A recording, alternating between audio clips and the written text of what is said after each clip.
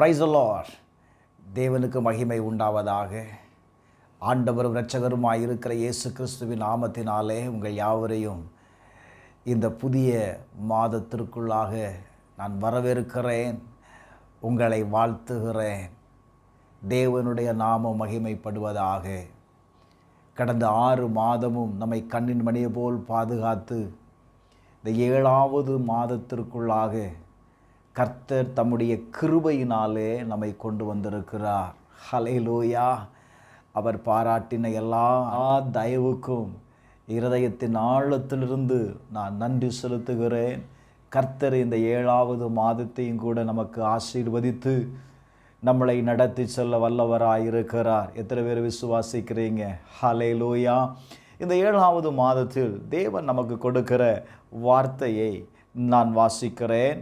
ஆபகுக் எழுதின தீர்க்கதரிசன புஸ்தகம் 1வது அதிகாரம் 5வது வசனத்தை நான் வாசிக்கிறேன். நீங்கள் புறஜாதிகளை நோக்கி பார்த்து ஆச்சரியப்பட்டு பிரமியுங்கள். விவரிக்கப்பட்டாலும் நீங்கள் விசுவாசியாத ஒரு கிரியையை உங்கள் நாட்களில் நடப்பிப்பேன் என்று ஆண்டவர் சொல்லுகிறார். இந்த மாதம் ஆண்டவர் என்னோடு கூட பேசின பொழுது அவர் ஆச்சரியமானவர் என்கிற வார்த்தையை எனக்கு திரும்ப திரும்ப என்னோடு பேசி கொண்டிருந்தார். எனக்கு அன்பானவர்களே, இந்த மாதம் ஒரு ஆச்சரியமான ஒரு மாதமாய் உங்களுக்கு இருக்க போகிறது. அப்படி என்ன ஆச்சரியம் என்று நீங்கள் கேட்கலாம். வேதத்தை வாசித்து பாருங்கள். இது ஒரு தீர்க்க தரிசனமான வார்த்தை. அந்த வார்த்தை சொல்லுகிறது, நீங்கள் விசுவாசியாத ஒரு கிரியையை உங்கள் நாட்களில் நான் நடப்பிப்பேன் என்று ஆண்டவர் சொல்லுகிறார். Glory to God. ஏசாயா எழுதின தீர்க்கதரிசன புஸ்தகம் 29வது அதிகாரம் 14வது வசனத்தை நீங்கள் வாசித்து பார்ப்பீர்களால், ஆதலால் இதோ நான் அற்புதமும் ஆச்சரியமுமான பிரகாரமாக இந்த ஜனங்களுக்குள்ளே ஒரு அதிசயத்தை செய்வேன். ஹல்லேலூயா.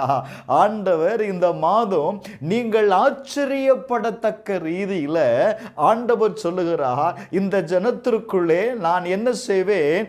ஒரு அதிசயத்தை செய்வேன். சாதாரண மனிதன் சொல்லல. சில நேரத்தில் நாம் ஜெபிக்கிறோம். சில நேரத்தில் நம்முடைய எண்ணங்கள் இப்படியா இருக்கிறது.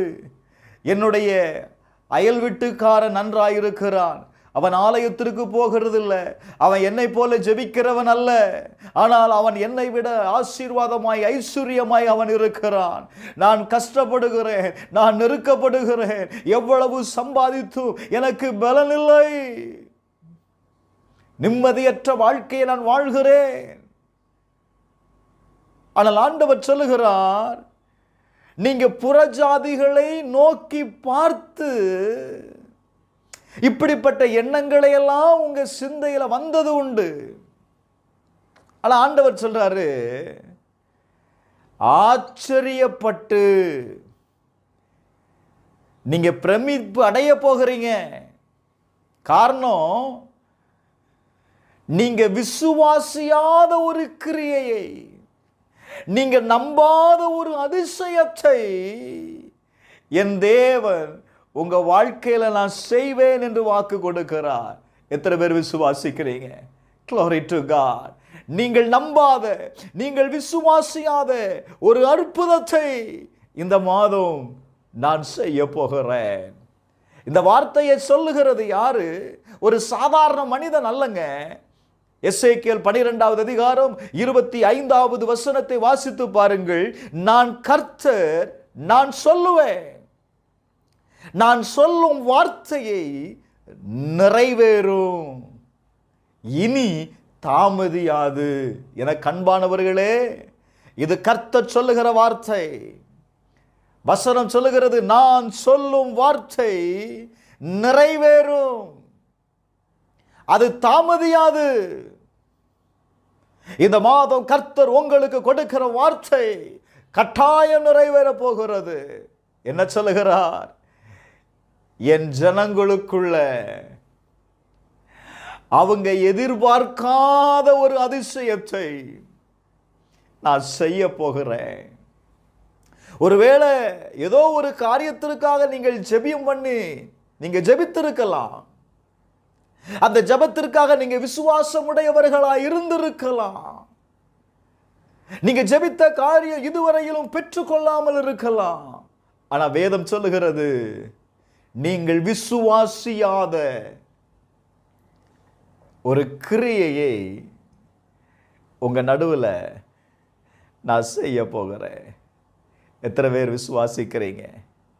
எங்க வேதம் சொல்லுகிறது, glory to God. ஆபகுக்கு 3வது அதிகாரம் 2வது வசனத்துல நீங்க பார்த்தீங்கன்னா, கர்த்தாவே வருஷங்களின் நடுவிலே உம்முடைய கிரியையை உயிர்ப்பியும். வருஷங்களின் நடுவிலே அதை விளங்க பண்ணும் என்று வேதம் சொல்லுகிறது. தீர்க்கன் சொல்லுகிறான், நாங்க வருஷத்தின் நடுவில் வந்துட்டோம் ஆண்டவரே. வருஷத்தின் நடுவில் உம்முடைய கிரியைகளை நீர் வெளிப்படுத்துவேன்னு சொன்னீங்களே. வருஷத்தின் நடுவில் நான் அதிசயங்களை செய்வேன்னு சொன்னீங்களே. இந்த 7வது மாதம் வருடத்தின் நடுவில் வந்திருக்கிறப்பா, எனக்கு ஒரு அதிசயத்தை செய்யுங்க. எத்தனை பேர் எதிர்பார்க்கிறீங்க? கர்த்தர் சொல்லுகிறார், நீ விசுவாசியாத, நீ சற்றும் எதிர்பார்க்காத ஒரு அதிசயத்தை நீ ஆச்சரியப்படத்தக்க ரீதியில நான் செய்வேன் என்று கர்த்தர் வாக்கு கொடுக்கிறார். எனக்கு அன்பானவர்களே, பல காரியங்களை குறித்து நீங்கள் கவலைப்பட்டிருக்கலாம். பல தேவைகளை நினைத்து நீங்கள் சோர்வடைந்து போயிருக்கலாம். ஜெபித்தும் ஜெயம் பெறாமல் இருக்கலாம். நம்பின காரியங்கள் உங்க வாழ்க்கையில நடைபெறாமல் இருக்கலாம். ஆனால் கர்த்தருடைய ஆவியானவர் சொல்லுகிறார், இந்த மாதம் உன் நடுவில் நான் அதிசயத்தை செய்வேன். எங்க இது கர்த்தர் சொல்லும் வார்த்தை, தீர்க்க தரிசனமாக சொல்லுகிறேன். glory to God. ஏசாயா எழுதின தீர்க்க தரிசன புத்தகம் 28வது அதிகாரம் 21வது வசனத்தை நீங்கள் வாசிப்பீர்களேயானால், ஆண்டவர் தன்னுடைய கிரியையை செய்யும்படி அவர் எழும்பி வரப்போகிறார். glory to God. நான் ஒரே ஒரு காரியத்தை மட்டும் தான் நான் சொல்ல விரும்புகிறேன். என் தேவன் எவ்வளவு ஆச்சரியமானவர் பாருங்க. சங்கீதம் 66வது அதிகாரம் 5, 6 ஆகிய வசனங்களை நீங்கள் வாசித்து பார்ப்பீர்களேயானால், தேவனுடைய செய்கையை வந்து பாருங்கள். அவர் மனுபுத்திரனிடத்தில் நடப்பிக்கும் கிரியைகள் எப்படி இருக்குமா? ஆச்சரியமா இருக்கும். கர்த்தர் ஒரு காரியத்தை செய்ய ஆரம்பிச்சிட்டா அது ஆச்சரியமா இருக்கும். நம்ம சிந்தையில் அது தோன்றாது, நம்ம எண்ணத்தில் இதுவரையிலும் அது வந்திருக்காது. கர்த்தர் அப்படிப்பட்ட காரியத்தை நீங்க எக்ஸைட்டட் ஆகும்படி ஒரு காரியத்தை செய்வேன்னு சொல்றாருங்க. அவர் மனுபுத்திரத்தில் செய்யும் காரியம் எப்படிப்பட்டதா? ஆச்சரியமா இருக்குமா? அப்படி என்ன ஆச்சரியம் நடந்தது? அப்படி என்ன ஆச்சரியத்தை ஆண்டவர் செய்தார்? 6வது வசனம் சொல்லுகிறது, கடலை உலர்ந்த தரையாக மாற்றினார். glory to God. கடலை உலர்ந்த தரையாக மாற்றினார். ஆற்றை கால்நடையாக கடந்தார்கள். என கண்பானவர்களே, அந்த வார்த்தையை நீங்க கொஞ்சம் கவனித்து பாருங்களேன். யாத்திராகமம் 14வது அதிகாரத்தில் இஸ்ரவேல் ஜனங்கள் எகிப்தை விட்டு கடந்து வருகிறார்கள். இப்ப ராஜாவுக்கு ஒரு எண்ணம் தோணுகிறது, அவர்களை ஏன் விட்டோம்? இந்த வேலையை இனி யார் செய்வா? நமக்கு வேலை செய்யாதபடிக்கு இந்த இஸ்ரவேலரை நீ விட்டது என்ன? கொஸ்டின் எழும்புது. நல்ல கவனிங்க. உடனே அவன் ரதத்தை பூட்டி தன் ஜனங்களை கூட்டிக் கொண்டு பிரதானமான 600 ரதங்களையும் எகிப்தில் உள்ள மற்ற சகல ரதங்களையும் அவைகள் எல்லாவற்றிற்கும் அதிபதிகளான வீரரையும் கூட்டிக் கொண்டு இப்ப யாரை பின்தொடர்ந்தான்? இஸ்ரவேல் புத்திரரை பின்தொடர்ந்தான். என்னங்க நடக்குது? முன்பாக சமுத்திரம் இருக்கிறது, பின்பாக பார்வோனுடைய சேனை பின்தொடர்ந்து வருகிறது. Glory to God. வசனம் சொல்லுகிறது, பார்வோன் சமீபித்து வருகிற போது இஸ்ரவேல் புத்திரர் தங்கள் கண்களை ஏறெடுத்து பார்த்தார்கள். பார்த்த உடனே எகிப்தியர் தங்களுக்கு பின்னே வருகிறதை கண்டு மிகவும் பயந்தார்கள். இப்ப எதை பார்த்தாங்க? தனக்கு பின்பாக எகிப்தியன் வருகிறான், ஒரு பெரிய படை வருகிறது. பார்த்த உடனே இவனுக்குள்ள ஒரு பயம் வந்துச்சு. இப்போ இஸ்ரவேல் ஜனங்கள் கர்த்தரை நோக்கி கூப்பிட ஆரம்பித்தார்கள். எங்களை காப்பாற்றும் என்று கூப்பிடல, எங்களை விடுவியும் என்று சொல்லல, மாறாக எகிப்தில பிரேத குழிகள் இல்லை என்று வனாந்தரத்தில் எங்களை சாகும்படிக்கா எங்களை கொண்டு வந்தீர். நீர் எங்களை எகிப்திலிருந்து புறப்பட பண்ணினால் இப்படி செய்தது என்ன? நாங்க எகிப்தில் இருக்கும்போது நாங்கள் எகிப்தியருக்கு வேலை செய்ய எங்களை சும்மா விட்டுவிடும் என்று சொன்னோம் அல்லவா? நாங்கள் வனாந்தரத்தில் சாவதை பார்க்கிறோம், எகிப்தியருக்கு வேலை செய்து எங்களுக்கு நலமா இருக்குன்னு சொல்றாங்க. Glory to God. சில நேரத்தில் நம்முடைய வாழ்க்கையில கடந்து வருகிற நம்மளை பின்தொடருகிற போராட்டங்களை நாம் பார்க்கும்போது நமக்குள்ள ஒரு பயம் வருதில்ல? அந்த பயம் என்ன சொல்லுது? நான் இனி ஏன் வாழணும்? இனி நம்மளால வாழ முடியாது, இனி நம்மளால எந்த காரியத்தையும் செய்ய முடியாது, நமக்கு இனி யாரு உதவி செய்வா? இன்றைக்கு அநேக பேர்கள் தன்னுடைய சிந்தையில் இதைத்தான் யோசிக்கிறோம். காரணம் அந்த நெருக்கம்.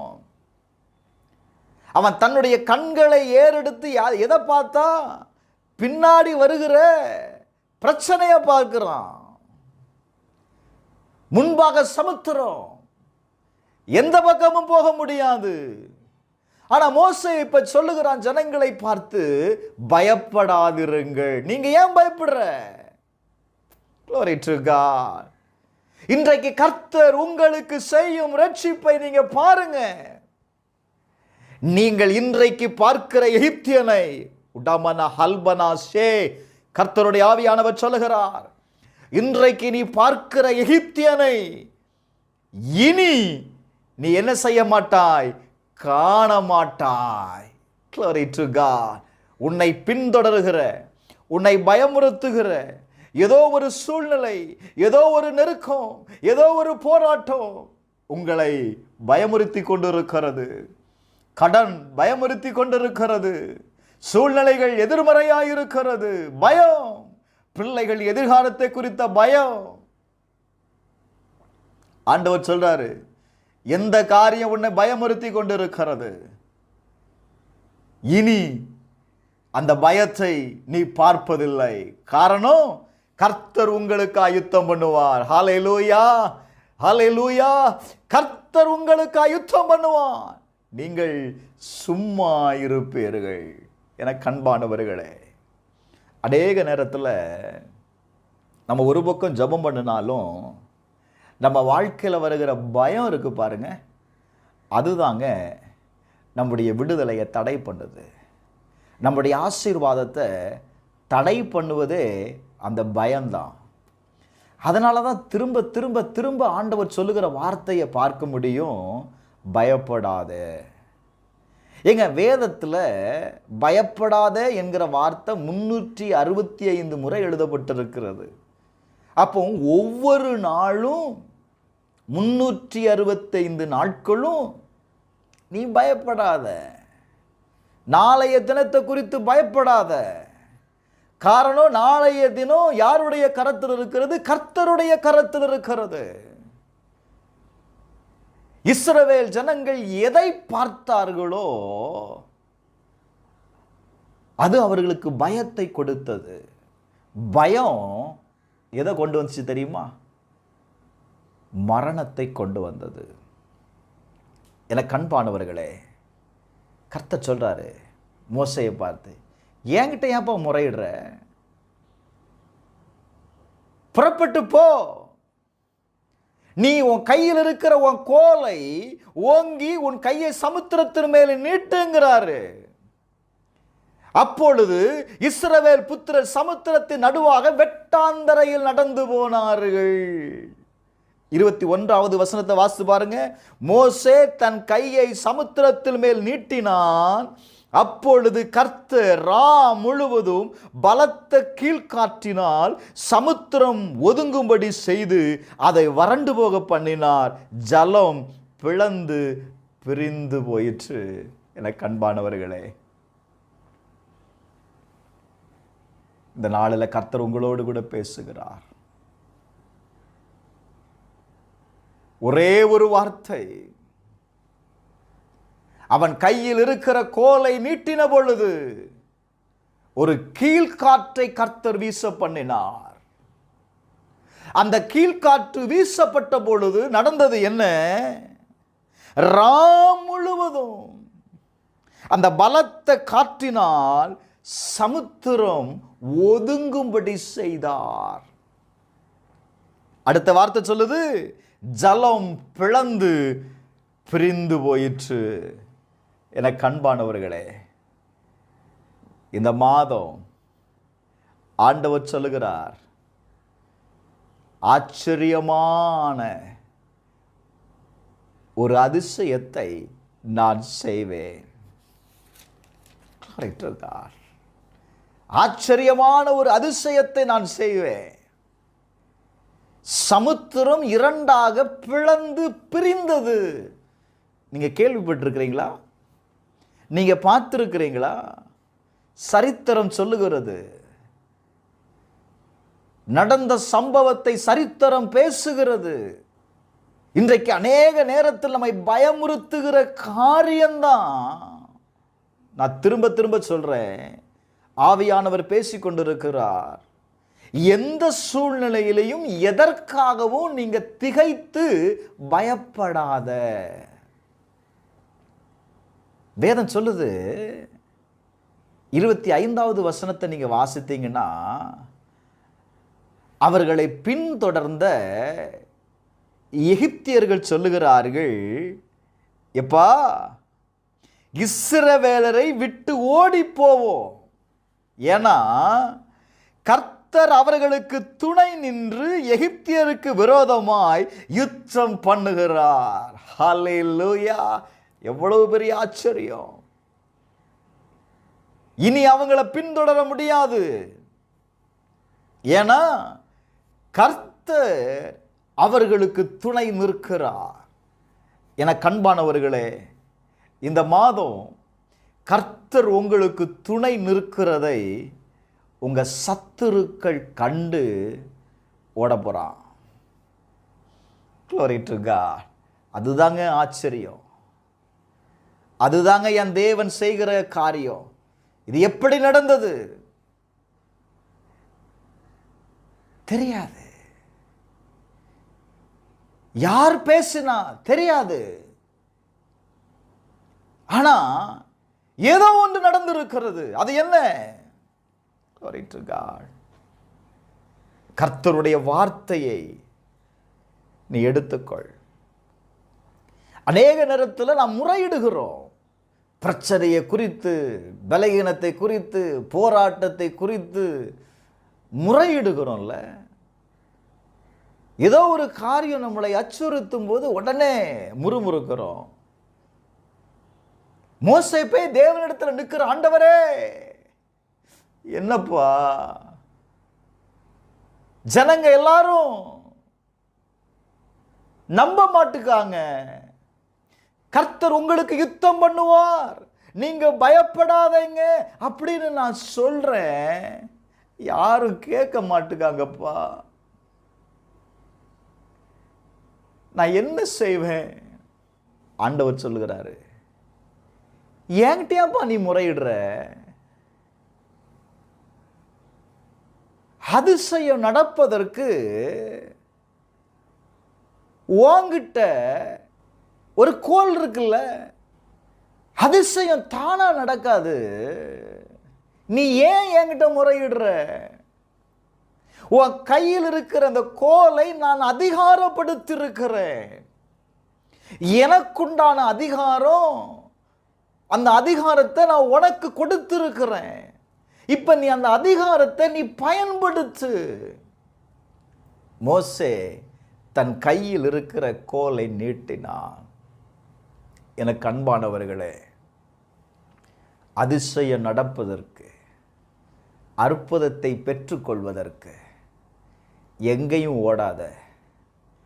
ஆண்டவர் சொல்லுகிறாரு, ஏன் முறையிடுற? முதல்ல முறையிடுகிறத நிறுத்து. உனக்கு இப்ப என்ன அதிசயம் நடக்கணும்? சமுத்திரம் இரண்டாக பிளக்கணும், அவ்வளவுதானே. உன் கையில் இருக்கிற அந்த கோலை நீட்டுங்கிறாரு. கோல் எதற்கு அடையாளமாய் இருக்கிறது?